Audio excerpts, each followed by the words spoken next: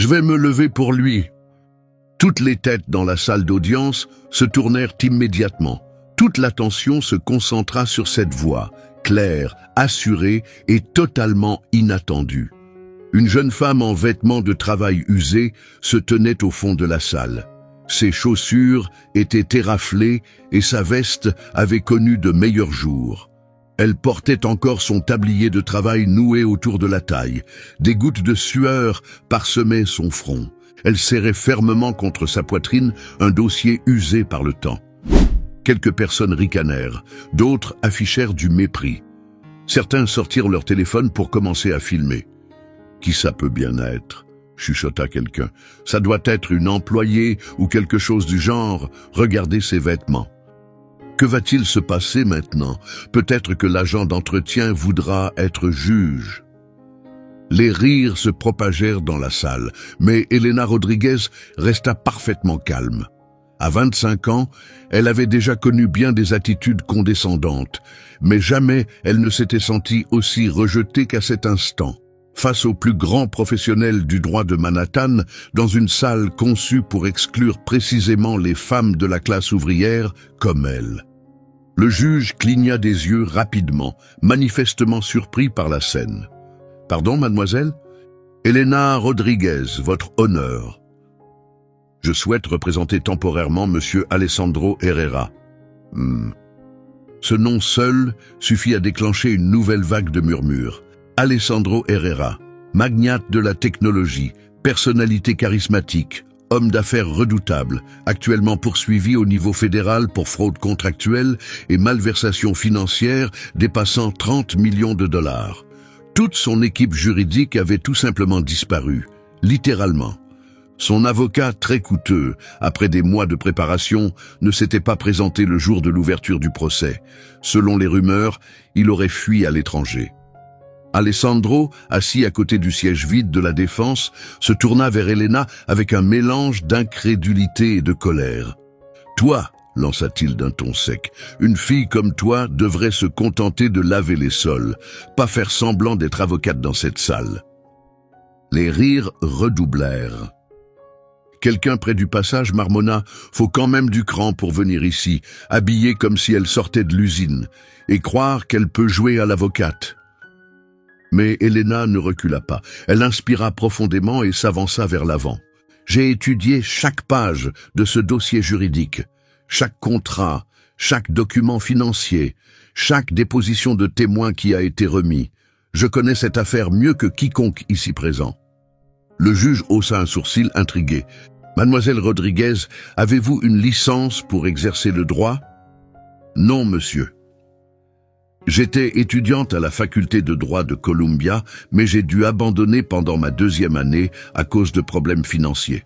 Depuis, je travaille comme employé de maison pour rembourser les dettes de ma famille. Cependant, je n'ai jamais cessé d'apprendre. J'ai suivi les procédures des tribunaux fédéraux. J'ai consacré les 3 dernières années à étudier les jugements liés aux crimes financiers. Cette affaire en particulier, je la connais par cœur.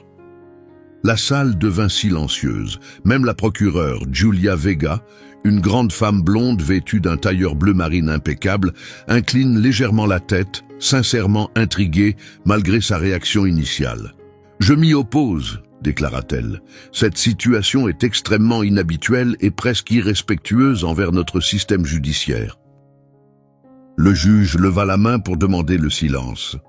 Objection notée, mais puisque l'avocat de M. Herrera est absent, et s'il donne son accord pour que mademoiselle Rodriguez s'exprime en son nom pendant cette première audience, je l'autoriserai sous stricte surveillance. Alessandro fit une grimace, comme s'il avait avalé quelque chose de très amer. « Vous voulez que je laisse une femme de ménage me représenter devant un tribunal fédéral ?» murmura-t-il. Elena se pencha un peu plus près. « Je n'ai peut-être pas de licence officielle, monsieur Herrera, mais je comprends parfaitement comment ils essaient de vous piéger. Et pour le moment, je suis la seule personne dans cette salle qui ne cherche pas à vous détruire. » Il la fixa droit dans les yeux, respirant difficilement. Puis, avec un grognement agacé, il fit un geste vague de la main. « Très bien, faites ce que vous voulez. » Elena hocha la tête avec détermination et s'avança vers la table de la défense, chaque pas sûr et maîtrisé. Elle posa le dossier usé sur la table et l'ouvrit avec précaution.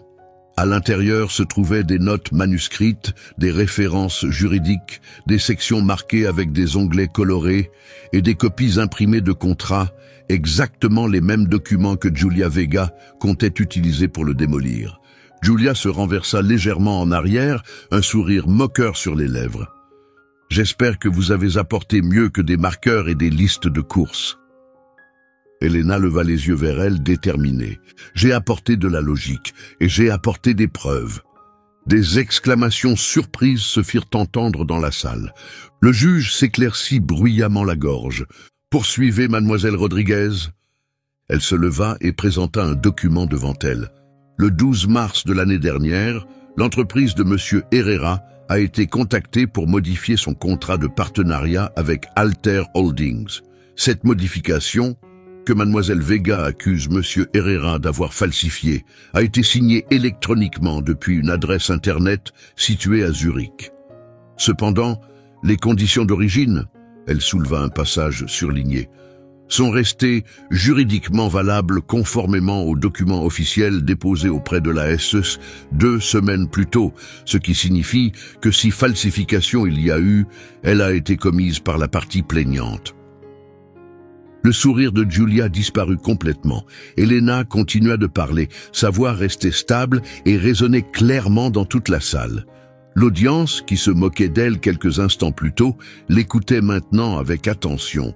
Ses paroles avaient quelque chose de plus précieux que la connaissance. Elles reflétaient une conviction sincère. Ses mains restaient parfaitement immobiles.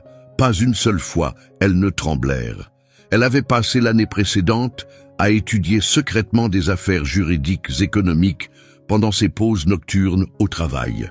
Elle avait lu des transcriptions de procès jusqu'à en avoir les yeux brûlants de fatigue, pris des notes en écoutant des podcasts d'experts juridiques, et s'était même envoyé des copies de documents pour se constituer une archive personnelle au cas où l'occasion de plaider se présenterait un jour. Et ce jour était enfin arrivé. Le juge tapotait son stylo de manière rythmique. C'est assez convaincant. Nous allons suspendre l'audience jusqu'à demain pour examiner les preuves et décider si des poursuites supplémentaires sont justifiées. Mademoiselle Rodriguez, vous pouvez revenir à ce moment-là pendant que nous procédons à l'évaluation. Elena incline légèrement la tête avec respect. Merci, votre honneur. En s'éloignant, le cœur battant à tout rompre, elle sentait les regards se poser sur elle, certains pleins d'incrédulité, d'autres véritablement ébranlés par ce qu'ils venaient de voir. Alessandro Herrera resta assis, les lèvres serrées. Il restait silencieux. Mais pour la première fois de la journée, il ne semblait plus totalement seul. Ce soir-là, Elena était assise à la petite table de cuisine de son studio exigu dans un immeuble délabré de Newark. La même table où elle avait autrefois aidé son petit frère à faire ses devoirs de mathématiques tout en surveillant une soupe qui mijotait. À cet instant, la table était entièrement couverte de papiers juridiques, de notes autocollantes colorées, d'un sandwich au fromage à moitié mangé et de son ordinateur portable diffusant un ancien cours d'un professeur de droit pénal qu'elle avait autrefois admiré. Son tablier de travail était toujours accroché au dossier de sa chaise, marqué par les tâches de la matinée passées au domaine de la famille Herrera. La scène du tribunal se rejouait sans cesse dans son esprit. Elle revoyait tous ces visages, intrigués, moqueurs, sceptiques, et elle n'arrivait pas à oublier l'expression d'Alessandro Herrera, qu'elle peinait à déchiffrer. Elle prit une gorgée de son café devenu froid et se pencha à nouveau sur les contrats. Il y avait quelque chose d'étrange dans la manière dont la clause modifiée de coentreprise avait été rédigée, un langage juridique qui ne correspondait pas aux anciens contrats d'Alessandro. Cela semblait presque étranger. Elle écrivit rapidement une note, comparer les formulations W alter versus partenaire précédent. Un bourdonnement soudain de son téléphone la fit sursauter. Le numéro était inconnu. « Tu as vraiment été impressionnante aujourd'hui », déclara une voix grave, teintée d'amusement. Personne ne s'attendait à ce que la femme au tablier retourne complètement la situation dans cette salle. Elena se figea. À qui ai-je l'honneur ? Disons simplement qu'une personne présente dans cette salle a beaucoup plus à perdre que tu ne le penses. Tu déranges quelque chose de dangereux, Elena. Fais attention à ce que tu remues. L'appel se coupa brusquement. Sa main trembla légèrement avant qu'elle ne parvienne à respirer profondément et retrouver son calme. La peur ne lui était pas étrangère. Elle avait grandi avec elle, rentrant de l'école à pied, à travers des quartiers difficiles où les lampadaires ne fonctionnaient plus, des zones qu'elle était obligée de traverser, regardant sa mère jongler entre 3 emplois tout en recevant des avis d'expulsion. Mais cette peur-là était différente. Elle était glaciale, calculée. Le lendemain matin, elle arriva au domaine des Herrera plus tôt que d'habitude. Alessandro ne s'attendait pas à sa visite. « Je n'ai pas demandé de rendez-vous », dit-il, lorsqu'elle apparut dans son bureau, vêtue comme toujours de son pull gris et d'un jean. « Vous n'avez pas non plus demandé à ce qu'on empêche votre réputation d'être détruite devant un tribunal fédéral », répondit-elle, gardant son calme mais parlant avec autorité. Il la fixa intensément. « Vous pensez que ce qui s'est passé hier a vraiment changé quelque chose ? Je pense que cela a ouvert une brèche. Nous devons l'élargir. » Alessandro détourna le regard, tapotant un stylo sur la surface de son bureau. « Vous étiez très bien préparé. Je le suis toujours. Vous n'y aviez simplement jamais prêté attention. » Un silence s'installa. Elena s'approche de lui. « Monsieur Herrera, quelqu'un vous piège délibérément. Cette modification de contrat était trop parfaite. Et vous l'avez signée à distance. J'étais à Napa cette semaine-là, un congrès sur l'industrie du vin. J'ai signé des documents en déplacement. C'est habituel. Vous souvenez-vous avoir ouvert ce fichier en particulier ? » Il hésita, incertain. « Non, mon assistant, Lucas, prépare généralement les documents. Je les parcours rapidement et je clique pour signer. » Le front d'Elena se plissa d'inquiétude. Où se trouve Lucas en ce moment ? Il est parti le mois dernier. Il a dit avoir besoin de prendre du recul face au stress. Ou peut-être voulait-il simplement mettre de la distance. Alessandro croisa les bras sur sa poitrine. Vous insinuez que Lucas a falsifié ma signature. J'insinue que quelqu'un a profité de votre confiance pour manipuler ces documents. Et je pense que tout a commencé avec Lucas. Plus tard dans l'après-midi, Elena prit le métro jusqu'à Midtown et retrouva l'ancien immeuble où Lucas louait un espace dans un bureau partagé. Elle avança lentement dans les couloirs, observant les plaques sur chaque porte. Swipe for 100 for a still read, Lucas Ramirez, consultant en contrat. Elle frappa à la porte. Aucune réponse, mais la porte était légèrement entr'ouverte. À l'intérieur, les documents étaient éparpillés partout. Les tiroirs avaient été vidés. Un ordinateur portable manquait sur sa station de charge. L'air portait une légère odeur de café brûlé et de panique. Quelque chose l'avait fait fuir. Elena recula prudemment, le cœur battant à toute vitesse. Elle prit une photo du bureau pour ses dossiers, puis se prépara à partir. Mais pas avant d'apercevoir un dossier abandonné par terre près du bureau. À l'intérieur, elle découvrit 3 exemplaires d'un projet de contrat qui correspondait exactement à ceux du dossier judiciaire, mais 2 d'entre eux affichaient des métadonnées différentes en bas de page. L'un indiquait Zurich comme lieu de signature, l'autre le New Jersey. Elle serra le dossier fermement, la gorge nouée par l'angoisse. Le lendemain matin, dans la salle d'audience, Elena était assise tranquillement à la table de la défense, ses notes prêtes et soigneusement rangées. Alessandro ne lui avait pas beaucoup parlé depuis leur dernier entretien, mais il lui avait adressé un léger signe de tête en entrant. Ce geste avait une signification pour elle. Julia Vega entra avec assurance, ses talons claquant sur le sol en marbre comme des coups de feu. « Bonjour » dit-elle d'un ton sucré, mais ses yeux restaient glaciales. « Prête pour le 2e round, maître ?» Elena se leva, bien plus prête que vous ne pouvez l'imaginer. Ils engagèrent un débat animé sur l'origine du contrat.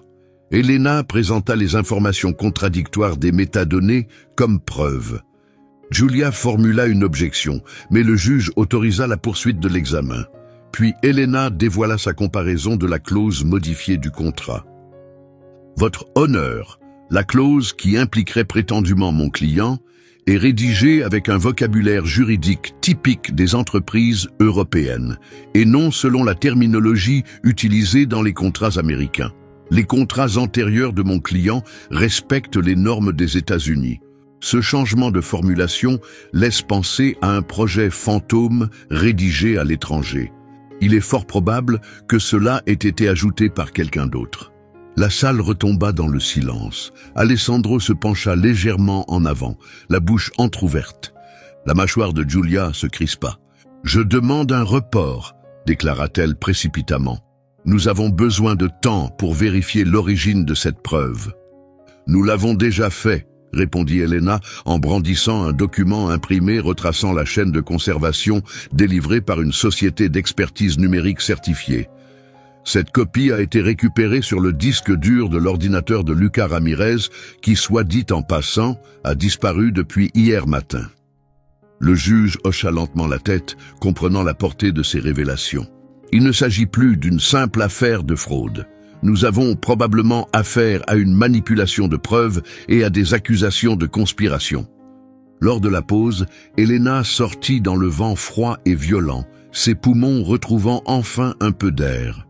Elle s'appuya contre la rambarde et contempla la ville qui s'étendait en contrebas. Alessandro la rejoignit quelques instants plus tard. « Je ne sais pas quoi dire. »« Alors, ne dites rien, » répondit-elle en gardant les yeux fixés droit devant elle. « Mais ne sous-estimez plus jamais la femme au tablier. » Elena rentra au domaine Herrera tard dans la soirée, le corps alourdi par la fatigue. L'agitation du tribunal repassait encore et encore dans sa tête. L'expression choquée de Julia Vega, les chuchotements dans la galerie, le silence stupéfait d'Alessandro. C'était la première fois qu'elle avait réellement l'impression d'être écoutée, pas comme une silhouette de l'ombre, mais comme une voix ayant une véritable importance. Elle retira ses chaussures près de la porte de service et traversa la cuisine paisible. Tout le personnel était parti depuis plusieurs heures.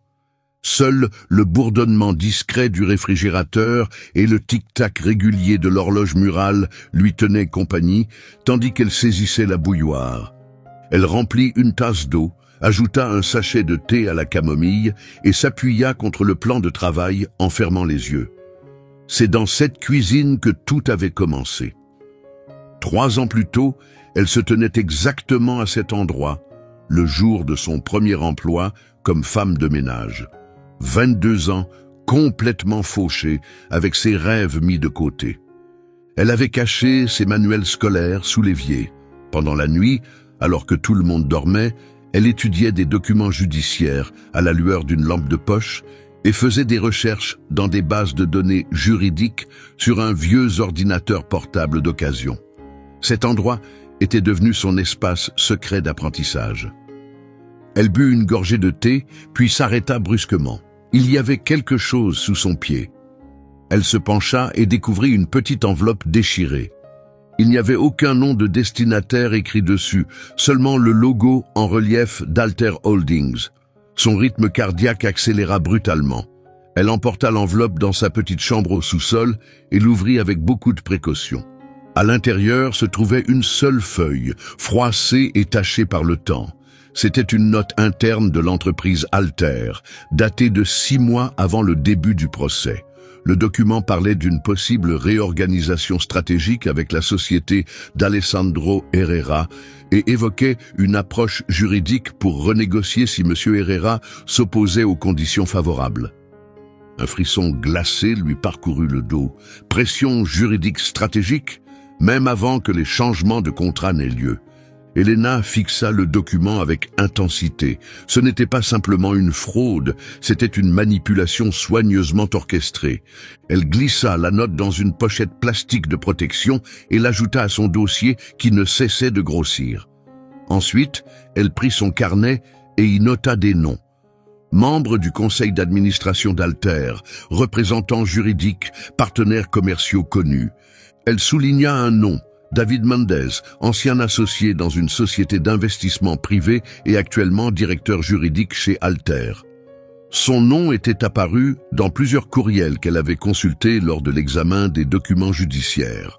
Le lendemain matin, elle contacta un ancien camarade de Columbia, Tommaso González, qui travaillait désormais pour un petit journal d'investigation indépendant dans le quartier du Queens. « Tommaso, j'ai besoin de ton aide.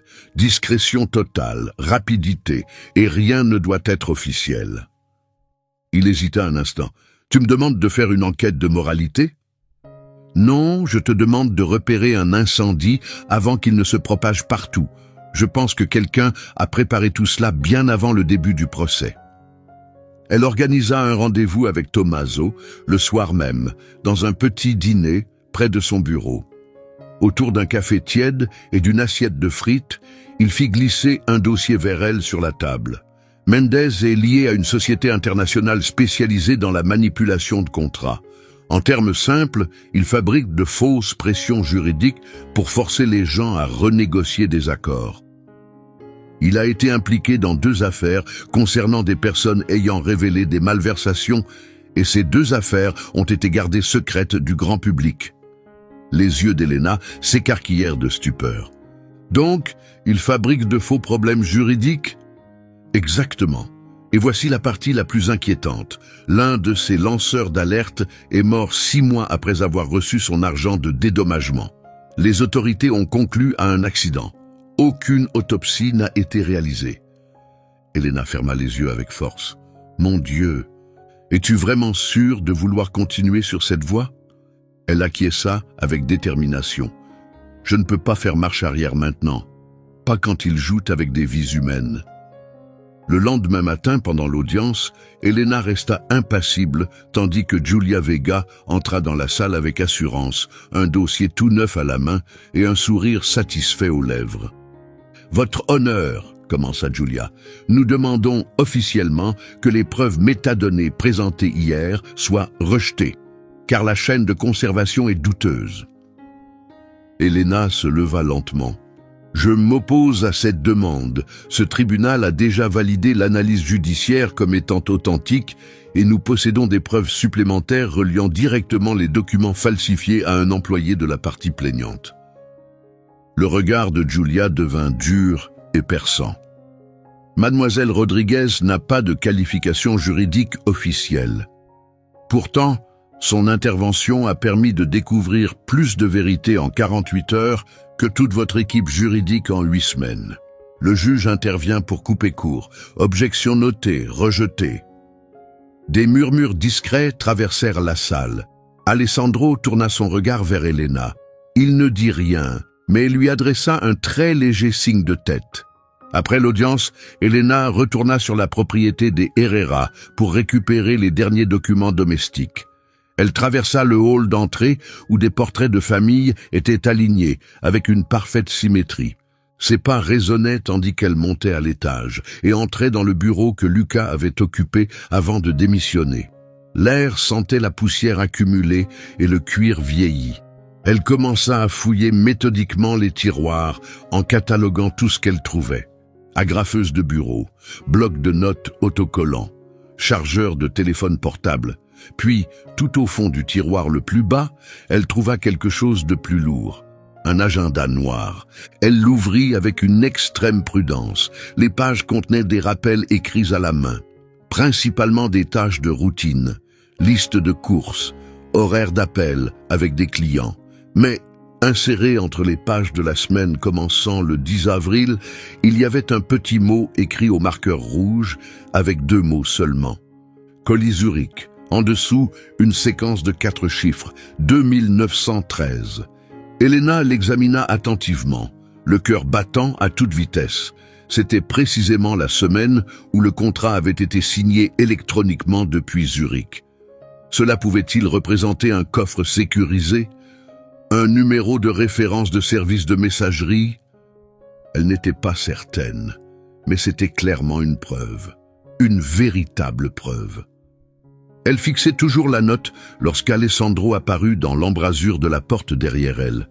« J'aurais dû faire plus attention aux détails, dit-il d'une voix calme. Elena resta dos à lui.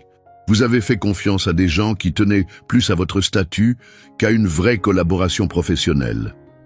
Il s'approche, regardant l'agenda. Et vous? Quelle est votre motivation dans tout ça? Elle finit par croiser son regard. Je veux de l'équité, même si les médias n'en parlent jamais. Alessandro hocha lentement la tête, comprenant. Vous gaspillez vos capacités intellectuelles à faire briller des sols en pierre. C'est faux, répondit Elena. Je me suis formée toute seule. Elle rangea l'agenda dans son dossier et le referma soigneusement. Demain, annonça-t-elle, nous irons encore plus loin. 2 heures après le lever du soleil, Elena se tenait de l'autre côté de la rue, face à un bâtiment gris sans distinction à Jersey City, resserrant sa veste contre l'air frais du printemps. L'adresse correspondait aux informations qu'elle avait trouvées après avoir recherché la séquence de 4 chiffres du carnet noir de Luca dans les bases de données locales de centres de stockage.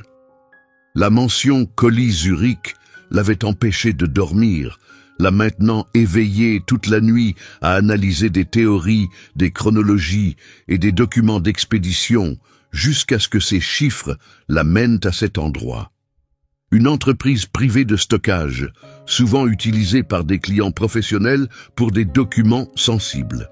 Elle entra dans le bâtiment, ses pas résonnant doucement sur le sol en béton. L'employé derrière le comptoir d'accueil leva à peine la tête lorsque Elena s'approcha. « Accès à une unité de stockage ?» demanda la réceptionniste en mâchant bruyamment son chewing-gum. Elena confirma et tendit le petit papier avec la séquence inscrite. 2913. Je récupère du matériel pour un ancien employé.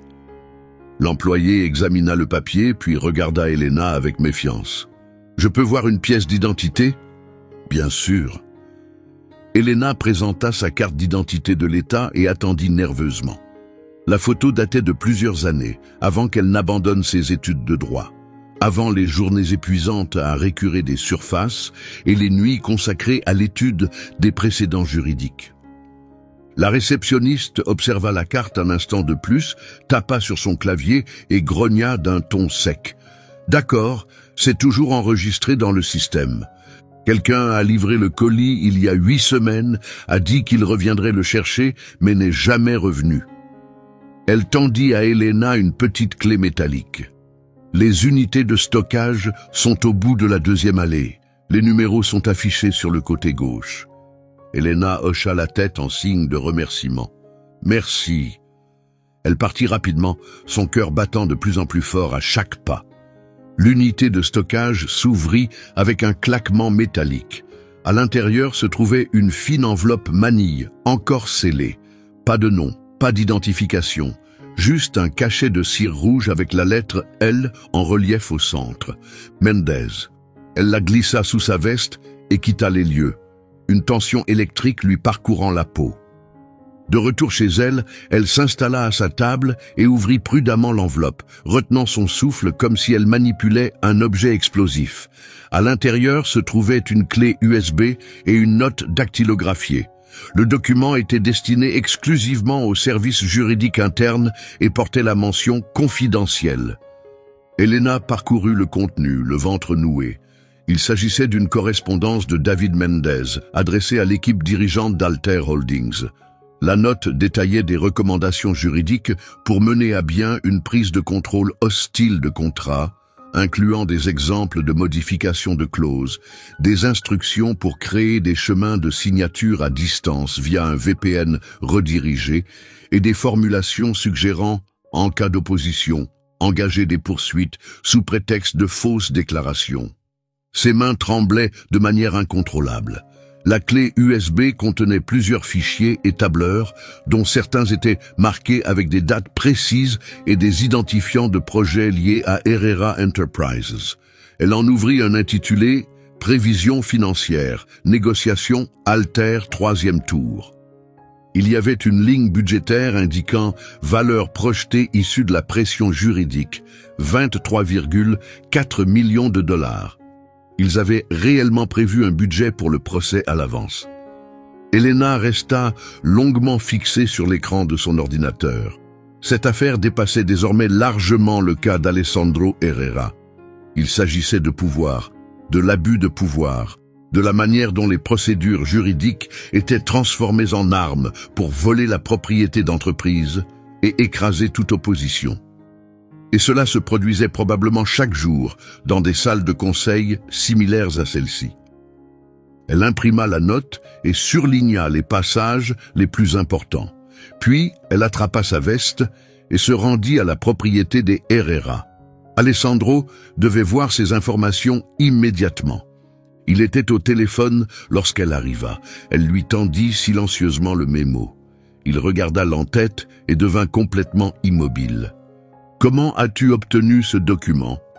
Luca l'avait stocké dans un box de location. La clé USB contient d'autres preuves. Ils avaient tout planifié des mois, avant même que tu ne songes à refuser de signer quoi que ce soit.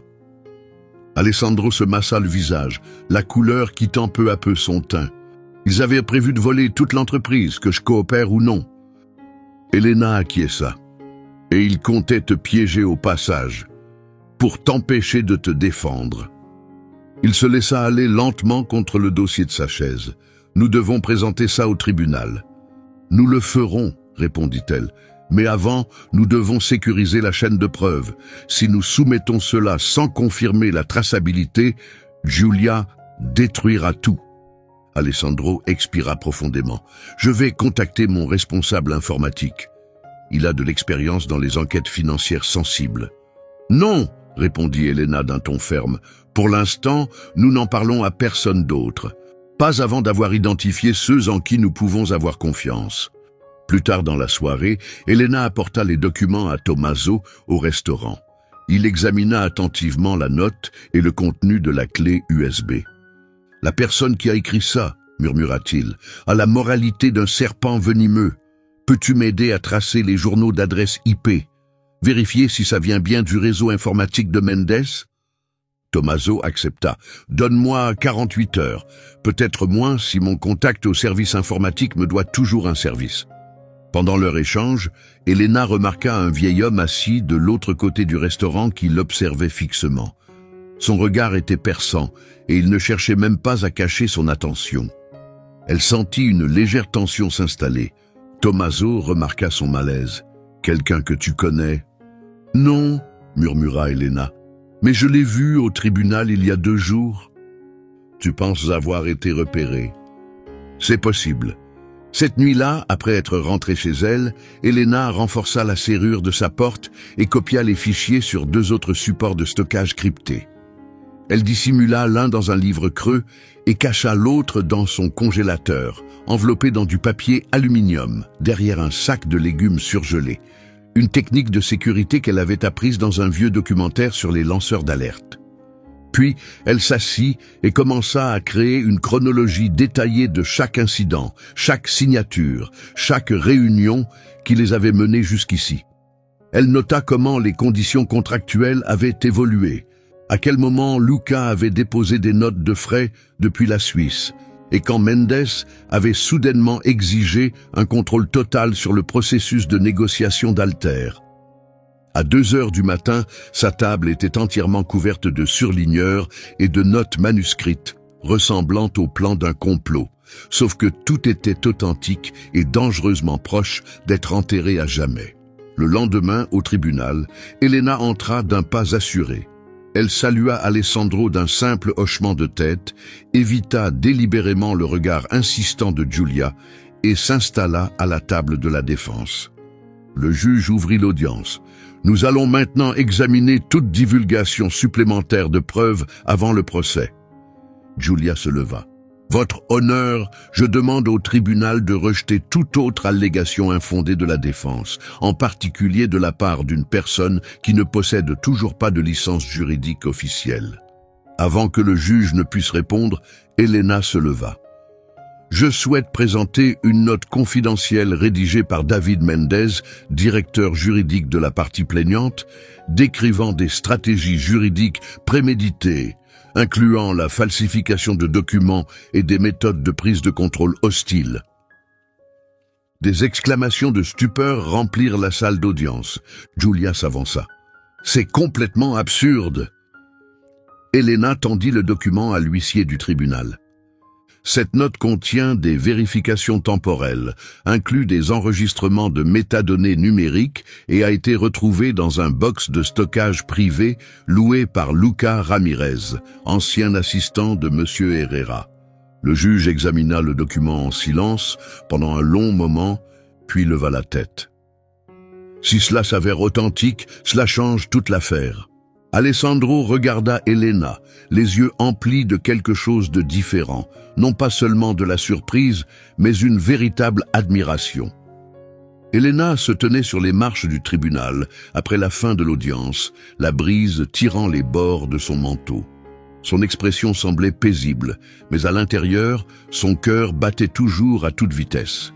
La salle d'audience avait été remplie de chuchotements, d'échanges incrédules et de conversations discrètes lorsque le juge avait reconnu l'importance du document Alter. Elle s'attendait à de l'opposition. Elle ne s'attendait pas à un tel silence. Alessandro sortit après elle, la cravate légèrement desserrée, les yeux concentrés dans une profonde réflexion.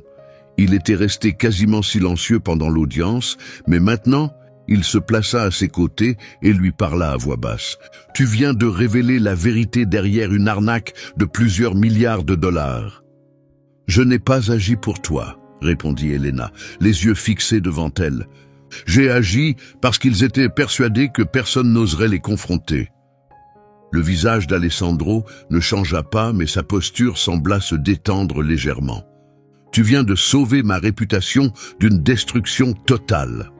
Tu mérites plus que de simples remerciements. » Elle le regarda droit dans les yeux. « Je veux un accès complet à tout. Une transparence totale. Tous les documents internes liés aux relations commerciales avec Alter, email, notes internes, accords. Plus aucune information cachée. » Il acquiesça d'un signe de tête. « Tu auras tout d'ici demain matin. » Ce soir-là, elle rentra chez elle et découvrit une enveloppe blanche glissée sous sa porte. Aucun signe d'identification, juste une feuille blanche à l'intérieur. « Tu t'es fait des ennemis puissants, choisis bien tes batailles. » Aucun nom n'était inscrit. Elle observa le message longtemps avant de le brûler dans l'évier de sa cuisine. Le sommeil ne vint pas cette nuit-là. À la place, elle fit des copies de tous les documents, sauvegarda des versions cryptées sur des supports de stockage et en remit une à Tommaso, en centre-ville, par précaution. À l'aube, un paquet Kraft l'attendait sur son palier. Fidèle à sa promesse, Alessandro avait transmis les communications internes des 18 derniers mois, comprenant des emails de Luca Ramirez, des procès-verbaux de réunion du Conseil et des lettres échangées avec la direction d'Alter. En les examinant, des schémas clairs apparurent. Une conversation attira particulièrement son attention. Une série d'emails envoyés tard dans la soirée entre Luca et David Mendez, déguisés en messages de consultation professionnelle. Cependant, les horodatages correspondaient à des soirées où Alessandro était en déplacement, incapable de vérifier les documents. Elena les relut plusieurs fois, le front plissé par l'inquiétude. Les objets des messages incluaient stratégie de pression Alter, transmission des modifications préliminaires et, le plus compromettant, besoin d'approbation avant le retour de Herrera.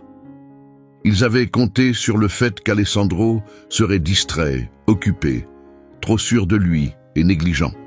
Mais lorsque cette stratégie s'était effondrée, ils s'étaient retournés contre lui, persuadés qu'il ne survivrait pas à l'humiliation publique. Et Luca avait disparu dès que les premiers problèmes étaient apparus. Elena comprit immédiatement la prochaine étape à suivre. Cet après-midi-là, elle retourna à l'ancienne adresse de Luca Ramirez dans l'East Village. L'appartement avait été mis en sous-location sur un panneau communautaire, mais elle avait convaincu le propriétaire de la laisser entrer sous prétexte de récupérer un objet oublié, en se faisant passer pour l'assistante de travail de Luca. Le lieu était vide, entièrement nettoyé, à l'exception d'une pile de dossiers abandonnés sur le comptoir de la cuisine. Elle fouilla rapidement et s'arrêta sur l'un d'eux, au milieu de la pile, une confirmation imprimée d'un virement bancaire vers une institution financière suisse, datée d'une semaine avant le début de l'action en justice. Le destinataire était indiqué comme L. Investments, Zurich. Ses doigts suivirent attentivement les chiffres. Elle prit une photo, plia le document original et le glissa dans sa poche. À l'extérieur du bâtiment, un véhicule noir et élégant s'approcha et s'arrêta à côté d'elle. La vitre arrière descendit. À l'intérieur se trouvait un homme qu'elle n'avait jamais vu auparavant. Début de la quarantaine, costume coûteux, yeux bleu clair, qui semblaient rarement clignés. « Mademoiselle Rodriguez ?» Instinctivement, elle recula d'un pas. « Qui me le demande ?»« Je représente certains intérêts. Notre organisation pense que cette affaire est allée trop loin. Vous êtes une femme intelligente. Vous comprenez comment ces choses fonctionnent. Vous me menacez ? Absolument pas. Je vous propose des alternatives. Arrêtez maintenant et tout le monde restera en sécurité. Éloignez-vous. Vous avez fait passer votre message. » Elena le fixa droit dans les yeux, le cœur battant violemment. « Dites à vos associés que la seule façon pour moi de me retirer, c'est en sortant par la porte principale du tribunal, en portant la vérité avec moi. » Il ne montra aucune réaction. « La vérité, dit-il calmement, peut avoir un prix très élevé. Heureusement, je suis déjà ruiné. » La vitre se referma en douceur. Le véhicule s'éloigna. Elle resta là quelques minutes, la ville continuant son rythme autour d'elle comme si elle était invisible. Puis, elle se tourna et se dirigea vers la station de métro, l'esprit en ébullition. Ce soir-là, elle organisa une rencontre avec Alessandro, dans son bureau. Il paraissait plus vieux que d'habitude, le poids du scandale érodant sa confiance. « Je ne sais plus à qui je peux faire confiance », avoua-t-il en se massant les tempes. « Alors fais confiance aux faits », répondit-elle en étalant le reçu et les emails. Ses yeux parcoururent attentivement les documents. « J'ai donné à Luca un accès total à tout. Je lui ai permis d'assister à toutes les réunions de direction. Je pensais qu'il me restait fidèle. La fidélité fondée sur le silence n'est pas une véritable loyauté, c'est du contrôle par le secret. » Il releva les yeux vers elle. « Tu penses qu'on peut réussir ?» Elle acquiesça. « Si nous restons toujours 3 coups d'avance, si nous continuons à parler haut et fort, et si nous faisons en sorte qu'ils ne puissent jamais effacer ce que nous avons découvert. » Alessandro se cala au fond de son fauteuil, plongé dans ses réflexions.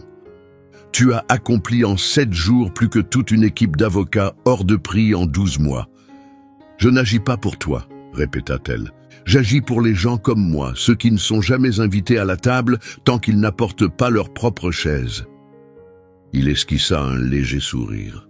« Alors faisons en sorte que personne ne puisse jamais t'enlever cette chaise. » Ce soir-là, assise dans son appartement à relire ses documents, Elena pensa à son père. L'homme qui l'avait élevé entre des enregistrements de manifestations syndicales et des parties d'échecs sur une table improvisée avec une caisse à lait dans le Bronx.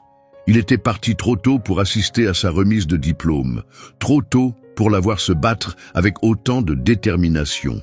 Mais elle pouvait presque entendre sa voix dans les moments de silence. « Ne les laisse pas faire semblant que nous n'existons pas, ma précieuse fille.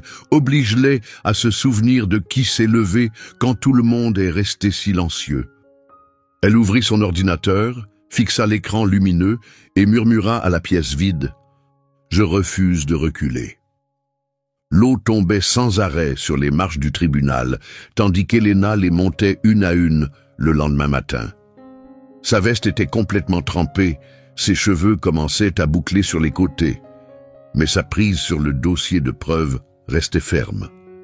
Elle avait tout relu 10 fois la veille au soir, chaque note interne, chaque confirmation de transfert, chaque email, chaque relevé d'heure. Ce jour-là ne représentait pas simplement une autre audience.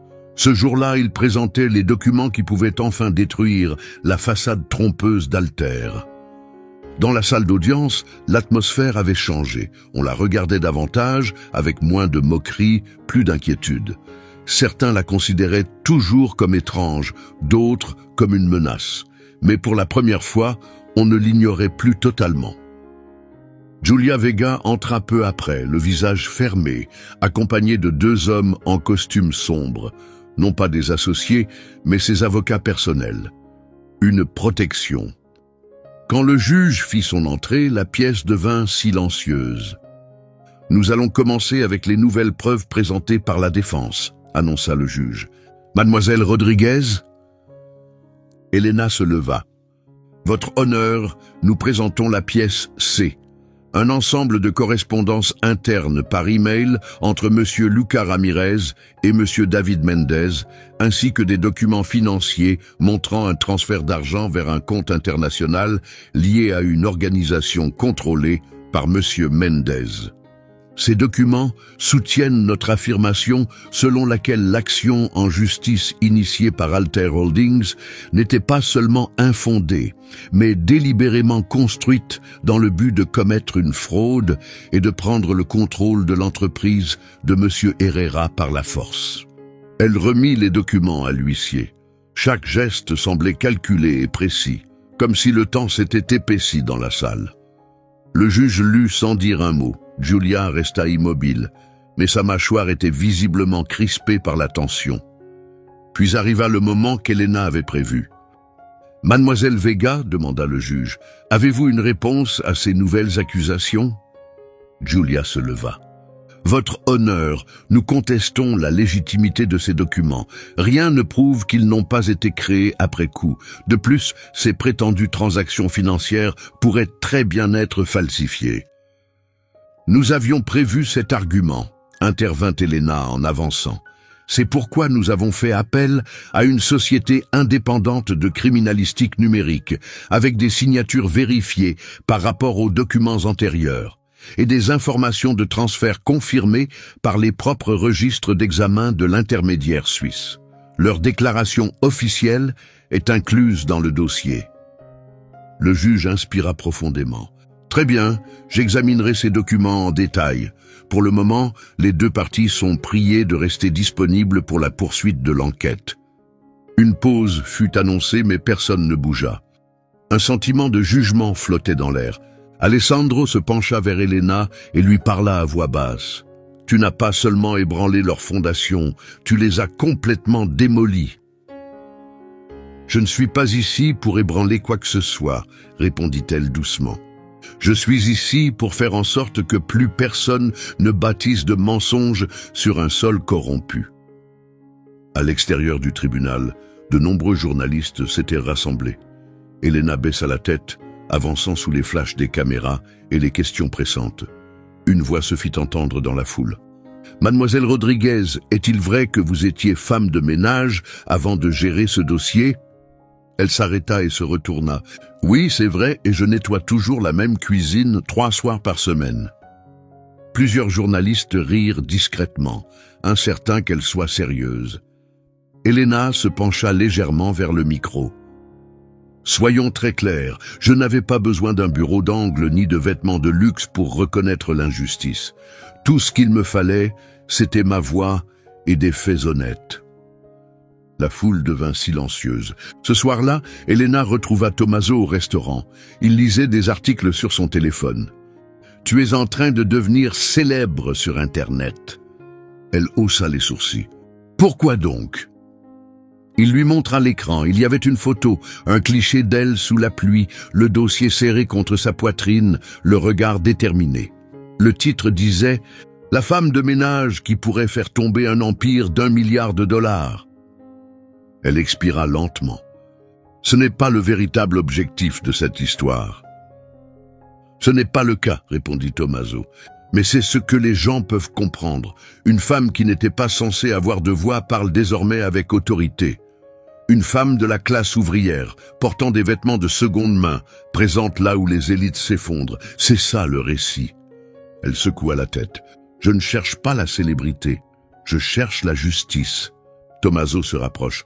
Alors prépare-toi, parce que lorsque tu défies le pouvoir avec la vérité, le pouvoir réagit, et ce n'est pas toujours avec douceur. Comme si le moment avait été parfaitement calculé, le téléphone d'Elena vibra. Un message apparut. expéditeur inconnu. Il connaît ton adresse. Elle déglutit avec nervosité. Ils ne cherchent même plus à cacher leurs actions. Le visage de Tommaso se durcit. Tu as besoin de protection. Laisse-moi organiser quelqu'un pour surveiller discrètement ton immeuble. Pas de problème, pas d'attention. Je vais gérer, répondit-elle. Mais sa voix manquait de la force habituelle. Cette nuit-là, son sommeil fut agité. Chaque bruit de la plomberie, chaque craquement de la structure de l'immeuble lui faisait ouvrir brusquement les yeux. Elle gardait son dossier de documents sur la table de chevet, la main posée dessus comme un bouclier. À l'aube, elle avait l'air épuisée mais déterminée. Elle se rendit chez Alessandro pour une dernière discussion avant la prochaine audience. Il leva les yeux de son bureau lorsqu'elle entra. « Tu es en train de te faire des ennemis puissants. » « Je n'ai pas peur de monter, » répondit-elle. « Je veux simplement savoir où se termine l'ascension. » Il lui tendit un nouveau document. « J'ai demandé à mon conseiller juridique de préparer une demande de rejet du procès pour ingérence criminelle. Avec tes preuves, cela pourrait fonctionner. » Elena l'examina attentivement puis approuva. « Parfait, mais on ne se contente pas d'annuler l'affaire. Nous déposons notre propre plainte. Fraude, diffamation, préjudice moral. Qu'ils ressentent eux-mêmes ce que c'est de subir la machine judiciaire. » Alessandro l'observa attentivement. « Tu as changé. »« Non, répondit-elle. J'ai simplement arrêté de me cacher. » Lorsqu'elle quitta son bureau, Alessandro la regarda s'éloigner longuement. Pour la première fois depuis des semaines, il ne se sentait plus comme la personne la plus puissante de la pièce. Et cela lui convenait parfaitement. La salle d'audience était animée de conversations avant même l'arrivée du juge. Les sections réservées aux médias étaient complètement remplies. Certains journalistes restaient debout au fond, transmettant discrètement des informations via leurs enregistreurs. Toute la région métropolitaine semblait observer, pas seulement à cause des milliards en jeu, ni de la réputation commerciale d'Alter Holdings, mais à cause d'elle, Elena Rodriguez, la femme en tenue de travail devenue un symbole discret de rébellion entrant dans les espaces les plus exclusifs. Elle entra dans la salle avec des mouvements assurés, vêtue d'un ensemble bleu marine sobre, un dossier bien serré dans une main. Son visage montrait de la fatigue, mais restait maîtrisé. Elle évitait de regarder les caméras. Elle n'avait pas besoin de cette attention. Elle captait déjà toute leur concentration. Alessandro se leva lorsqu'elle approcha de la zone de la défense. Ils appellent ça l'affaire de la femme de ménage. C'est ainsi que CNN l'a décrite hier soir. Elle ne montra aucune réaction. Laisse-les dire, c'est leur limite de compréhension. Ils n'ont aucune idée de ce que cela signifie d'étudier des précédents juridiques dans une buanderie avec des insectes sur les murs. Ils ne comprennent pas ce que cela veut dire de continuer à se battre quand personne ne sait même que tu es dans la bataille. Il lui fit un léger signe de tête. « Tu vas gagner. »« Nous allons gagner, » corrigea-t-elle, « mais pas en suivant leurs règles. Nous fixons nos propres règles maintenant. » Le juge fit son entrée et l'audience commença officiellement. « Aujourd'hui, » déclara-t-il, « nous allons examiner la demande de la défense de rejet de l'affaire basée sur les preuves présentées concernant la fraude, l'ingérence et les pratiques commerciales déloyales. Le tribunal a étudié les documents toute la nuit. Mademoiselle Vega, vous pouvez commencer. » Giulia se leva, sa confiance habituelle légèrement ébranlée par la fatigue. « Monsieur le juge, nous soutenons que les preuves de la défense sont indirectes et ont été obtenues de manière irrégulière. Nous demandons leur exclusion selon l'article 403. » Elena se leva avant que le juge ne réponde. « Monsieur le juge, je dispose d'une confirmation supplémentaire concernant le transfert d'argent vers la Suisse. L'établissement financier destinataire a confirmé que le compte appartient à une organisation dont Monsieur David Mendez est le bénéficiaire principal. Ils ont fourni une confirmation officielle que j'ai ajoutée à nos preuves les plus récentes. » Le juge fit signe de lui remettre les documents. « Poursuivez. De plus, » ajouta Elena en s'approchant, « nous avons un nouveau témoin provenant d'Alter Holdings, un jeune employé qui a accepté de témoigner sous protection fédérale. Un murmure de surprise parcourut la salle. La voix de Julia vacilla légèrement. Qui est cette personne? Elena resta immobile. Son identité est protégée pour des raisons de sécurité, mais elle détient des informations directes sur les discussions internes concernant la création de sections contractuelles falsifiées, la manipulation du routage Internet et la tentative de nuire à la réputation de M. Herrera. Le juge se pencha en avant. Si ce témoin confirme l'exactitude de ces accusations et si son témoignage est jugé crédible, cela justifierait un rejet complet de l'affaire et l'ouverture d'une nouvelle enquête pénale. Julia s'enfonça légèrement dans son siège. L'audience fut suspendue jusqu'à ce que le témoin soit prêt à être entendu. À l'extérieur de la salle d'audience, Elena parla avec la témoin, une jeune femme nommée Valentina, qui semblait avoir à peine 23 ans, la peau pâle, visiblement anxieuse, serrant contre elle un sac de coursier comme une protection. « Es-tu sûre de ta décision ?» demanda Elena avec douceur.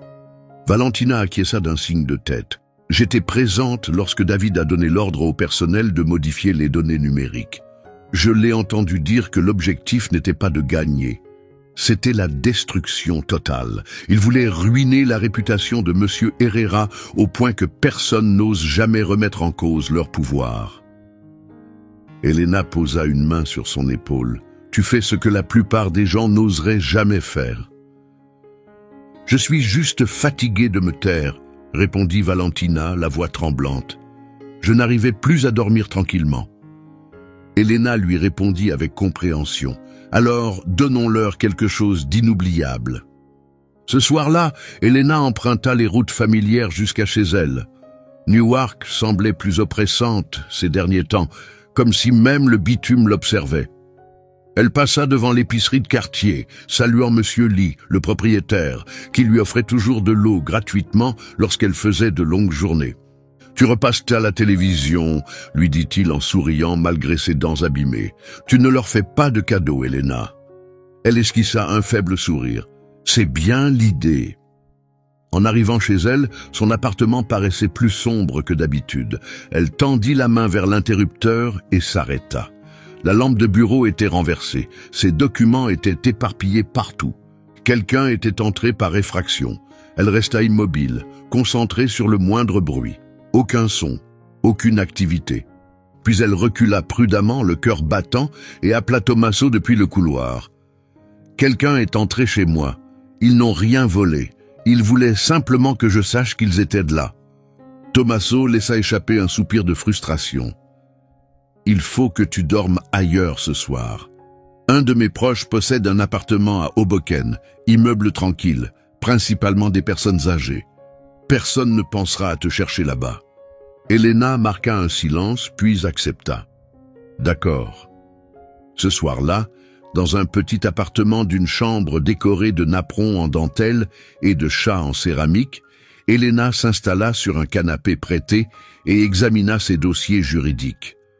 Elle aurait dû être terrifiée, mais elle avait dépassé la peur. Elle était concentrée. Peu avant minuit, elle appela Alessandro. « Je veux rendre tout public, » déclara-t-elle. Il hésita. « Tu es déjà exposé. »« Non, » répondit-elle. « Je parle d'une transparence totale, une annonce aux médias, montrer les preuves, leur rendre impossible de cacher quoi que ce soit. Tu deviendras une cible. »« Je le suis déjà. » Alessandro soupira. « Très bien, je vais organiser ça.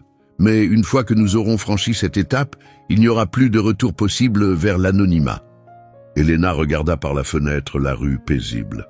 « Alors, avançons ensemble. » Le lendemain matin, derrière un pupitre devant le tribunal, Elena fit face à une foule de micros et de journalistes. Les flashs des appareils photo crépitaient sans arrêt. Sa voix resta ferme. « Je n'ai pas été embauché pour me battre dans cette affaire judiciaire. Je n'ai pas été formé pour parler dans une salle d'audience. Mais j'ai choisi de défendre la vérité. Et je continuerai, parce qu'un pouvoir fondé sur le mensonge mérite de s'effondrer. » Derrière elle, Alessandro hocha légèrement la tête, son expression indéchiffrable. Et quelque part dans la foule, quelqu'un murmura « Elle ne défend pas seulement cet homme, elle nous défend tous ». Le lendemain de l'annonce médiatique, Elena se réveilla dans le calme appartement de Hoboken au son d'un léger coup frappé à la porte. Elle ouvrit prudemment, s'attendant à voir un journaliste ou pire. Mais c'était Tommaso, avec 2 cafés et un sachet de viennoiserie du café du coin. « Je me suis dit que tu aurais besoin d'un peu d'énergie », dit-il en entrant avec un sourire prudent. Elena prit l'un des cafés. « Merci, j'ai à peine dormi. J'attendais sans cesse qu'il se passe quelque chose.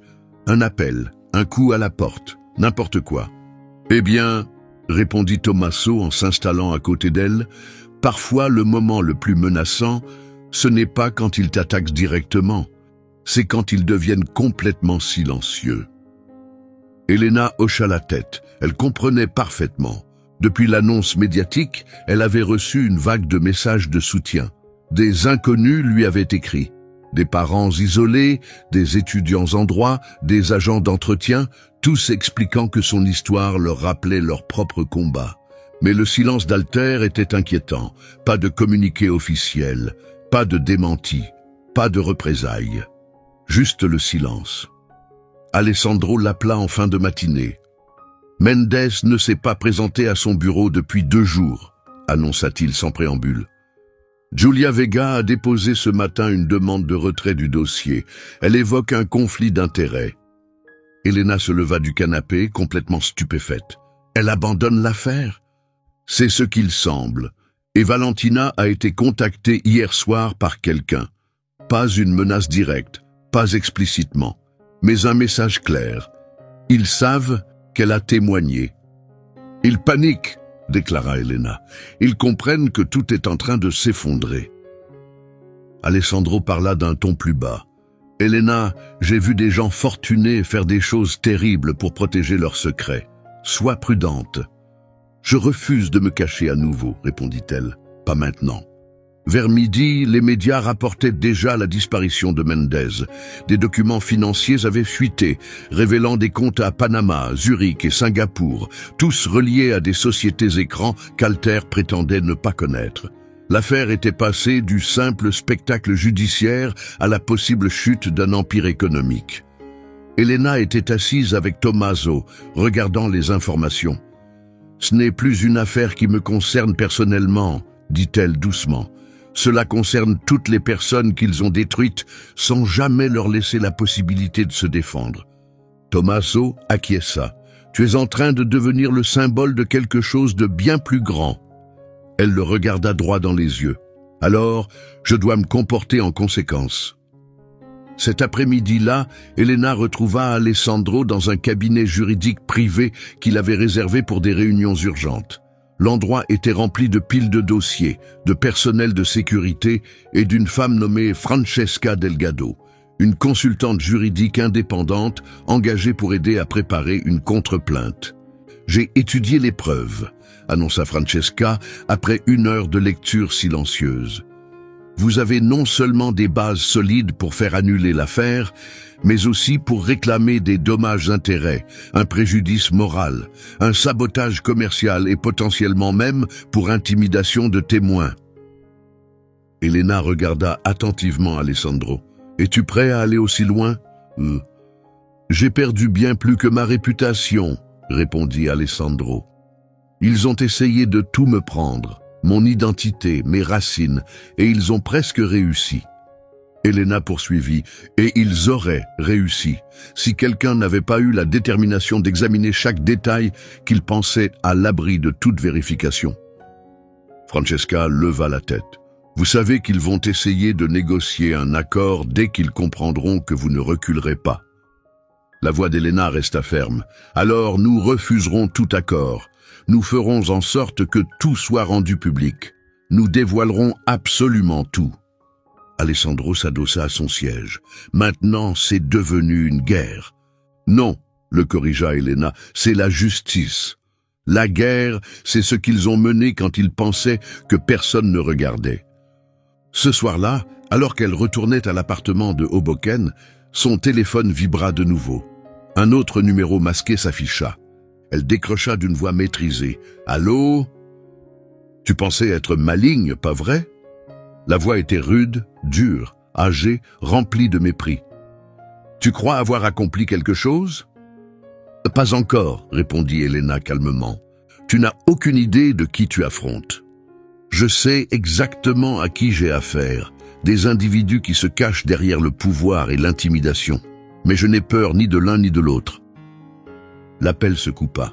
Elle fixa longuement l'écran de son téléphone, puis alluma son ordinateur et se mit au travail. Elle rédigea un exposé complet des faits, reliant chaque document, chaque chronologie et chaque preuve dans un récit cohérent et logique. Elle envoya des copies à 3 avocats différents, à 2 journalistes de confiance et en sauvegarda une autre sur un support sécurisé et crypté. Si quelque chose devait lui arriver, la vérité survivrait à son absence. Le lendemain matin, Valentina, la lanceuse d'alerte, appela en pleurant. « Ils ont essayé d'intimider mon père, » expliqua-t-elle. « Il tient un pressing à Flatbush. Quelqu'un est entré hier soir, a brisé la vitrine, n'a rien volé, a juste laissé un message. Reste silencieux. » Le ventre d'Elena se noua d'inquiétude. « Il va bien ?» Il est bouleversé. « Moi aussi. Mais je ne retirerai pas mon témoignage. » Elena ferma les yeux. « Nous sommes presque au bout. Tiens bon. » Le vendredi, le juge ordonna un examen complet des preuves. Mendez restait introuvable et la direction d'Alter publia un communiqué maladroit niant toute implication. Pourtant, la valeur de leurs actions avait chuté de 19% en 2 jours. Les investisseurs étaient en panique. La SEC lançait des enquêtes. Alessandro se plaça aux côtés d'Elena devant l'entrée du tribunal, cette fois non plus comme un homme cherchant à se faire pardonner, mais comme un partenaire de combat. Les journalistes posèrent des questions, les caméras prenaient des images, mais c'est Elena qui s'approcha du micro. « Ce n'est pas seulement une victoire pour moi ou pour Monsieur Herrera. C'est un moment important pour tous ceux qui ont un jour été réduits au silence par un système conçu pour protéger les puissants. Nous avons prouvé qu'avec honnêteté, détermination et le courage de rester debout, même les murs les plus solides peuvent se fissurer. » La foule approuva, et quelque part au fond, Valentina restait immobile, des larmes coulant sur ses joues. Elena croisa son regard et lui fit un signe de reconnaissance. Elle ne luttait plus dans l'ombre. Elle construisait quelque chose de plus lumineux, quelque chose qui durerait.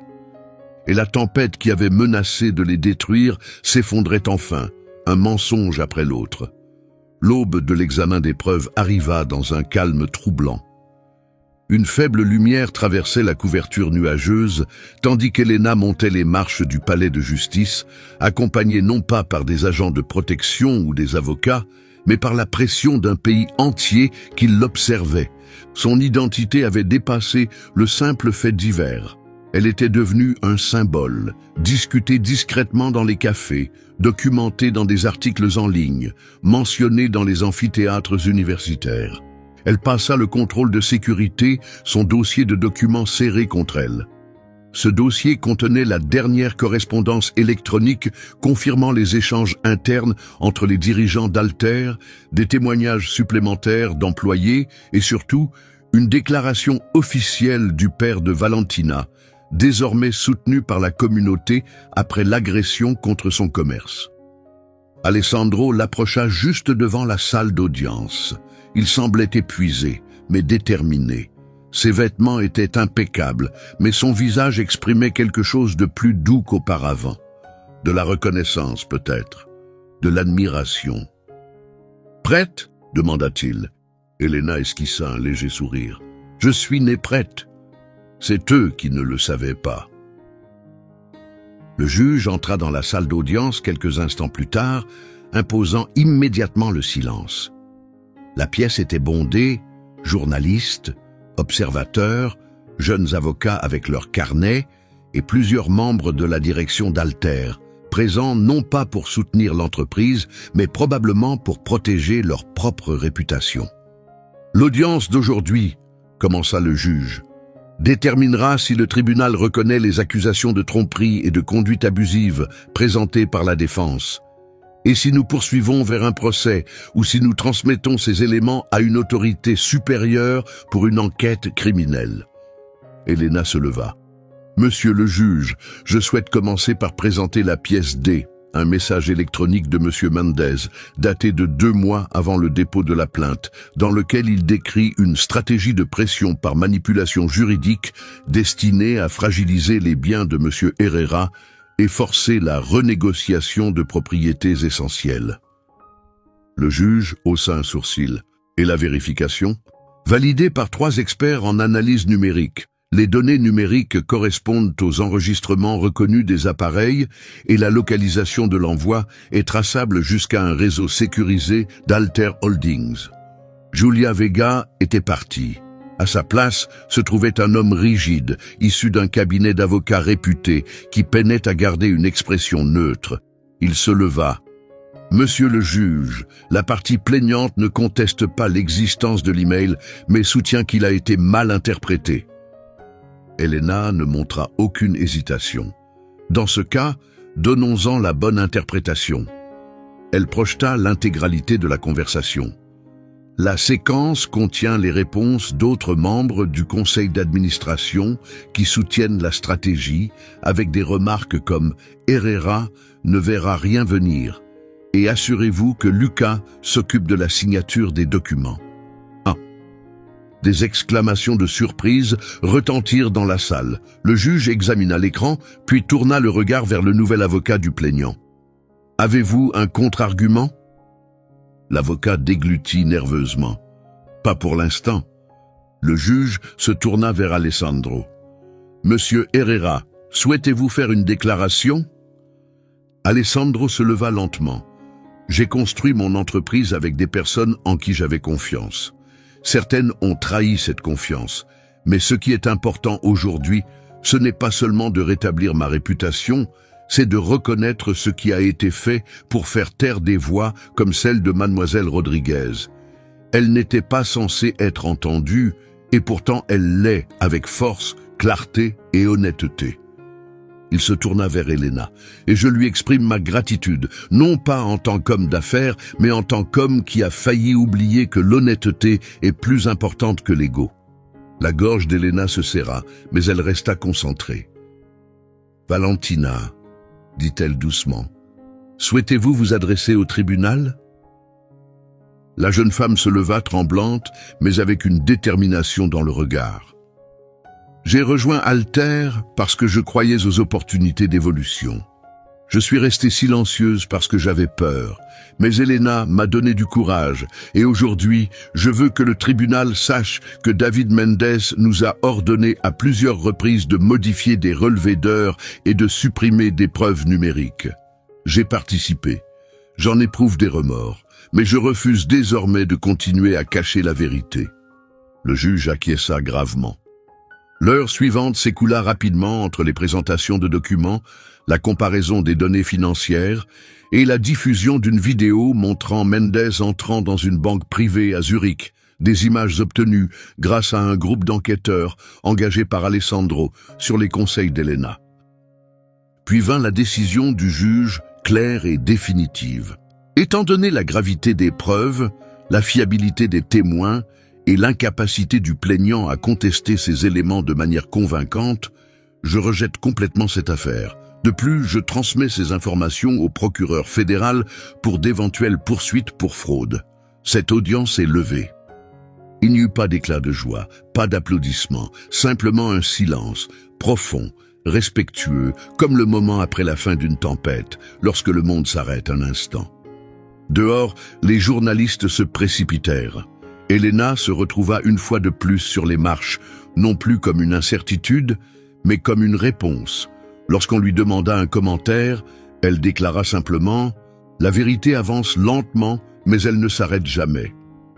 Alessandro se plaça à ses côtés, silencieux un instant, puis ajouta « Cette femme ne s'est pas contentée de me défendre. Elle s'est levée pour tous les travailleurs qui ont été maltraités et à qui l'on a dit d'être reconnaissants pour ses abus. » Plus tard dans la soirée, de retour dans sa résidence à Hoboken, Elena était assise seule, son dossier posé sur ses genoux. L'affaire juridique était terminée, mais la lutte, elle, ne l'était pas. D'autres batailles l'attendaient encore, des règlements à contester, des institutions à questionner. Son téléphone vibra à nouveau. L'appel provenait de Valentina. « Tu tiens le coup ?» demanda Elena. « Maintenant, oui. Et mon père aimerait te rencontrer. Il dit que tu lui rappelles quelqu'un en qui il avait confiance autrefois. » Elena sourit. « Ce serait un honneur. » Elle termina l'appel et se dirigea vers la fenêtre. Derrière la vitre, les lumières de la ville scintillaient, douces et infinies. Pour la première fois depuis des mois, elle se permit de respirer pleinement, de ressentir le calme, non comme un danger, mais comme une paix. Le système avait tenté de faire taire sa voix, mais Elena s'était exprimée, et le monde avait écouté. Les jours qui suivirent la victoire au tribunal furent un tourbillon d'articles, d'interviews et de célébrations discrètes. Le téléphone d'Elena sonnait sans arrêt. Elle refusa la plupart des invitations à la télévision, préférant s'exprimer directement à travers une tribune dans The Atlantic, où elle raconta son parcours et alerta sur la façon dont le pouvoir se cache derrière des cadres juridiques. Cependant, sous cette attention publique, elle ressentait les traces silencieuses de tout ce qu'elle avait traversé. Le succès n'apportait pas la guérison.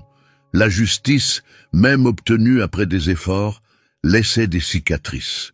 Alessandro lui proposa un dîner dans un petit restaurant près de Battery Park, loin de ses adresses habituelles. Pas de tenue formelle, pas de médias. Juste deux personnes qui avaient traversé quelque chose d'immense ensemble. « J'ai toujours l'impression que tout va s'effondrer », dit-il, alors qu'il partageait 2 assiettes de soupe de fruits de mer. Comme si quelqu'un allait arriver et me dire que tout cela n'était qu'un rêve. « Ce n'était pas un rêve », répondit Elena. « Mais les rêves ne laissent pas de blessures comme celle-ci, dit-il en riant doucement. « Et toi, comment tu tiens le coup ?» Elle remuait lentement sa cuillère. Épuisée, un peu méfiante, mais plus concentrée que jamais. « Et toi ?» Il se détendit dans sa chaise. Reconnaissant, mais lucide. « Je comprends maintenant à quel point j'ai failli devenir le méchant dans l'histoire de quelqu'un d'autre. Si tu n'étais pas intervenu, j'aurais abandonné tout ce qui comptait pour moi. » Elle l'observa attentivement. « Tu n'étais pas le méchant, mais tu étais aveugle, et le système comptait sur cette cécité. » Il acquiesça avec sérieux. « Je ne fermerai plus jamais les yeux. » Ils trinquèrent, lui avec son vin, elle avec son eau, non pas pour fêter une victoire, mais pour se promettre de rester vigilant. Le lendemain matin, Elena se rendit dans le pressing du père de Valentina. La vitrine avait été réparée et un petit mot « Merci Elena » était affiché à l'intérieur de l'entrée. À l'intérieur, l'homme était derrière le comptoir, occupé à plier un vêtement fraîchement repassé. « Vous êtes Elena », dit-il avec un accent prononcé de Brooklyn. « Valentina m'a dit que vous êtes plus solide que l'acier et plus douce qu'un gâteau. » Elle sourit chaleureusement. « C'est un joli compliment. » Il lui montra une chaise derrière le comptoir. « Asseyez-vous, j'aimerais vous raconter quelque chose. » Elena s'exécuta.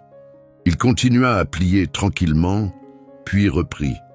Quand Valentina était petite, elle se cachait à l'arrière avec ses bandes dessinées et disait qu'elle se préparait à devenir une héroïne.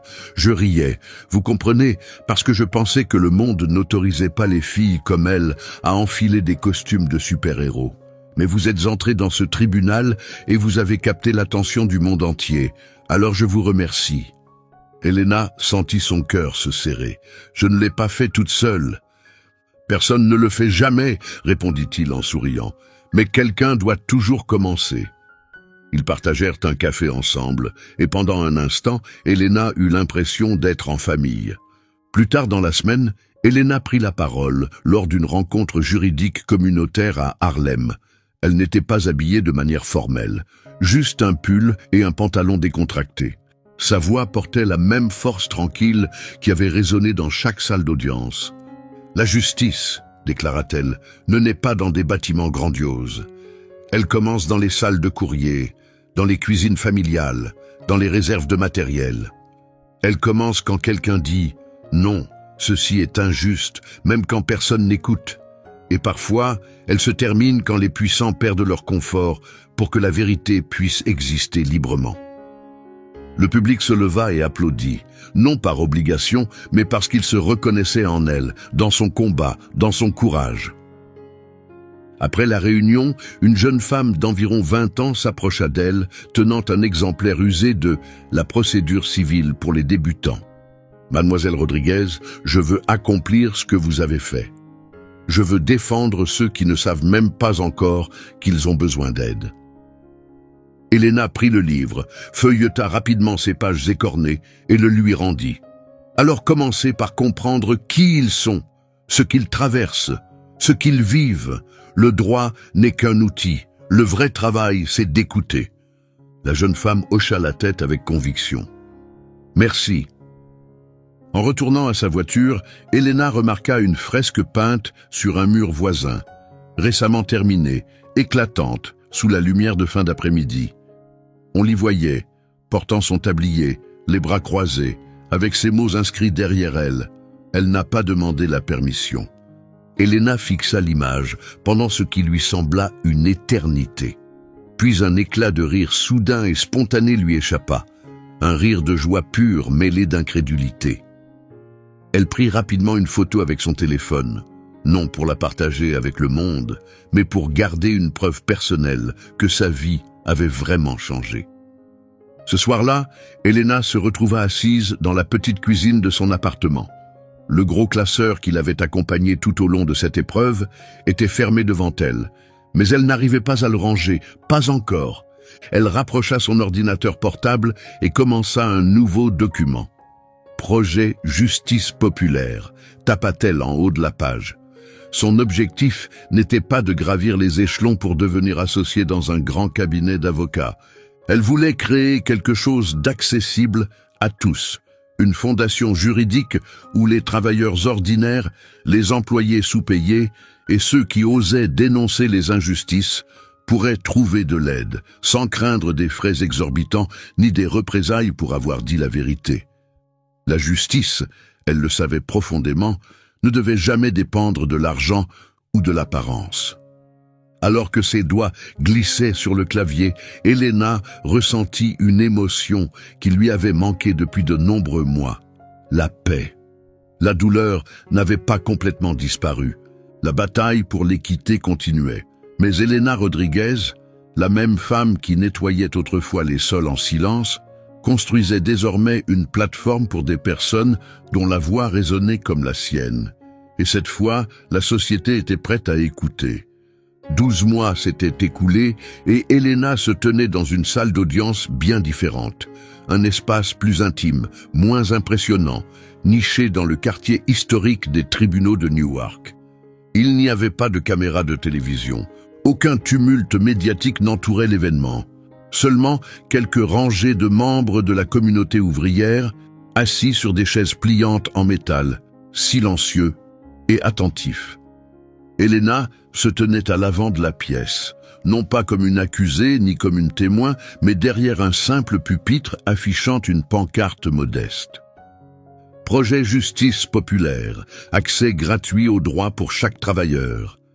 Elle balaya la salle du regard, mécaniciens automobiles, conducteurs de transport public, aides-soignants à domicile, employés d'entretien, serveurs de café, des gens qui lui ressemblaient, des personnes qui connaissaient le goût des difficultés et savaient combien le silence pouvait être lourd. C'était eux qu'elle servait désormais, c'était sa mission. La plupart d'entre vous connaissent mon histoire, commença-t-elle. Sa voix était posée, pleine de compassion. Et si vous ne l'avez pas entendue de ma bouche, vous l'avez probablement entendu raconter bien plus fort que je ne l'aurais souhaité. Quelques rires discrets traversèrent la salle. Je n'ai jamais voulu devenir avocate. Je voulais simplement gagner ma vie, traverser les journées, ne pas attirer l'attention et faire de mon mieux avec les moyens que j'avais. Mais un jour, quelque chose s'est produit. J'ai vu quelque chose qui n'était pas juste et j'ai trouvé ma voie. Et soudain, tout mon monde a changé. Elle fit une pause pour reprendre son souffle. Mais voilà ce qu'on ne vous dit pas. Trouver le courage de parler n'est que le début. La vraie justice ne se produit pas une fois, c'est un choix que l'on fait chaque jour. Un combat qui ne s'arrête pas lorsque l'on quitte la salle d'audience. C'est précisément là qu'il commence. Et il continue ici, dans des endroits comme celui-ci, avec des gens comme nous tous. Dans un coin de la salle, Alessandro Herrera restait debout, les mains croisées, un léger sourire sur le visage. Son entreprise s'était relevée, plus petite désormais, mais dirigée avec des principes moraux renforcés. Il avait recruté Elena comme conseillère extérieure en éthique, mais elle avait refusé toute rémunération. À la place, elle avait demandé que l'argent serve à financer cet espace de réunion. « J'ai créé le projet Justice Populaire », poursuivit Elena, parce que beaucoup trop de personnes sont censées se débrouiller seules face au système judiciaire, sans aide, sans explication claire, sans personne pour les défendre. On nous disait de faire confiance à un système qui n'a jamais été conçu pour nous. Elle tourna le regard vers le mur, où des artistes avaient peint une magnifique fresque. On y voyait des mains levées, non pas pour réclamer du pouvoir, mais pour atteindre la justice. L'œuvre rappelait celle de Harlem. Mais cette version portait les noms réels des personnes que le projet avait aidées au cours de ces 12 premiers mois. Des travailleurs licenciés injustement, des lanceurs d'alerte qui avaient obtenu protection, des locataires qui avaient été défendus. Et aujourd'hui, annonça Elena, nous avons formé 25 bénévoles communautaires pour offrir des conseils juridiques gratuits. Nous avons traduit des documents judiciaires en espagnol, créole, haïtien et tagalog. Nous avons ouvert 3 antennes supplémentaires. Et ce n'est que le début de ce que nous comptons accomplir. La salle éclata en applaudissements. Pas des applaudissements frénétiques ou exagérés, des applaudissements sincères, profonds, pleins de reconnaissance. À la fin de la réunion, Elena sortit dans la fraîcheur du soir d'automne. Le ciel était couvert, mais pas oppressant. Elle respira profondément, remplissant ses poumons d'air frais. Valentina la rejoignit, emmitouflée dans un long manteau, les joues rougies par la brise fraîche. « Tu te rends compte qu'une année entière s'est écoulée ?» demanda Valentina, repoussant une mèche de cheveux. « J'ai l'impression que c'est beaucoup plus long, » répondit Elena, « mais en même temps, comme si c'était hier. J'ai encore peur parfois, » avoua Valentina, comme si quelqu'un nous observait, comme si demain matin on allait se réveiller et découvrir que tout cela n'était qu'un rêve. Elena posa une main réconfortante sur l'épaule de son amie.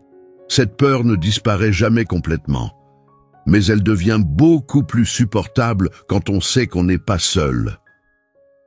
Elles descendirent ensemble vers l'entrée du métro. De nouveau 2 personnes ordinaires, protégées dans l'anonymat de la foule.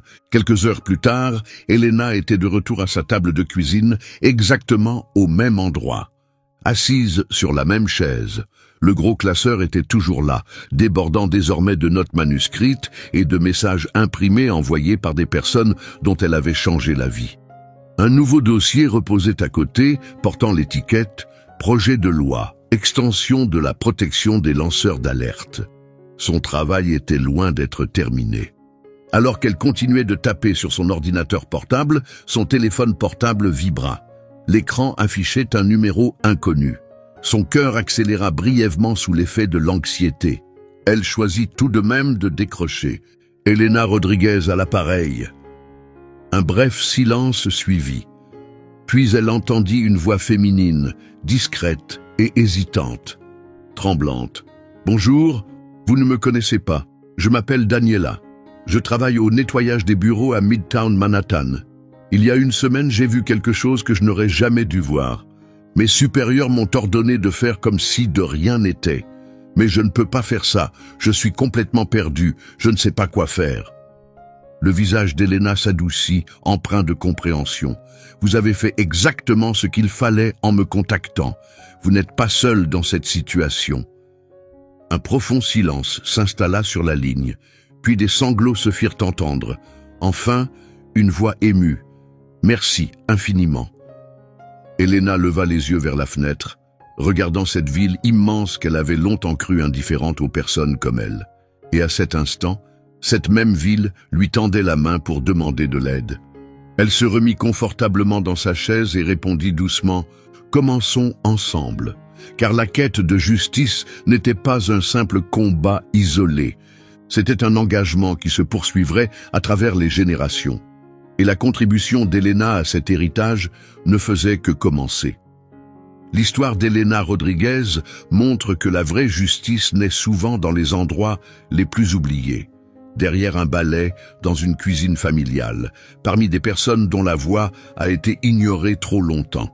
Elle nous rappelle que le véritable courage ne se mesure ni au diplôme ni au statut, mais à la décision de dire la vérité quand il serait tellement plus simple de se taire.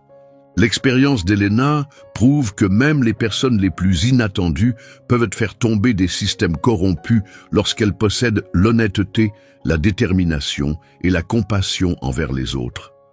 Son combat est la preuve vivante de la force durable qui réside dans le fait de défendre ce qui est juste et de croire profondément que chaque personne mérite d'être entendue, quelles que soient ses origines ou ses conditions.